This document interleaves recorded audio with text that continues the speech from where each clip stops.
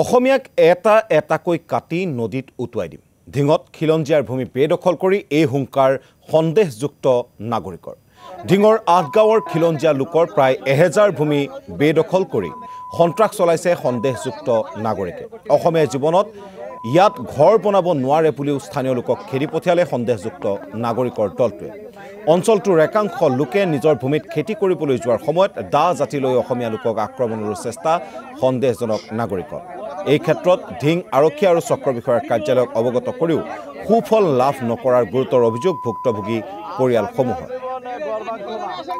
আমি দৃশ্যাংশ আপোনালোকক দেখুৱাইছোঁ। ঢিঙত সংঘটিত হৈছে এই ঘটনা। অসমীয়াক এটা এটাকৈ কাটি নদীত উটুৱাই দিম বুলি ভাবুকি দিছে সন্দেহজনক নাগৰিকে।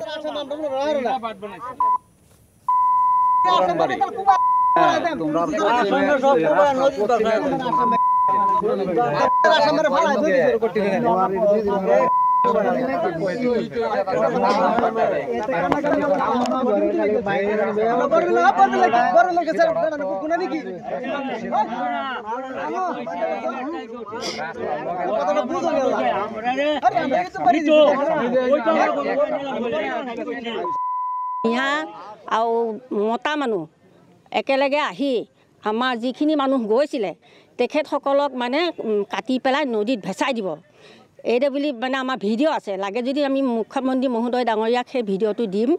মাটি কি ওচৰ পাইছিলগৈ, সিহঁতে মানে বহুত হেৰি কৰিলে, জাঠি জোং লৈ আহি মানুহখিনিক মানে আক্ৰমণ কৰা আদি কৰিবলৈ ধৰিছে আৰু যেনে তেনে প্ৰাণ ৰক্ষা কৰি সৰু নাও এখনত মানে বাচি আহিছে।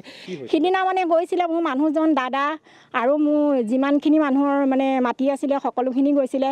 যাওঁতে তেওঁলোকে হাল বাই থাকোঁতে তেওঁলোকে জাঠি জোং লৈ আহিছে মাৰিবলৈ। হাল বাবলৈ নিদিয়ে আৰু দখল নিদিয়ে। দখল নিদিয়াৰ কাৰণে আমাৰ মানুহকেইজন ভয়তে পলাই গুচি আহিছে।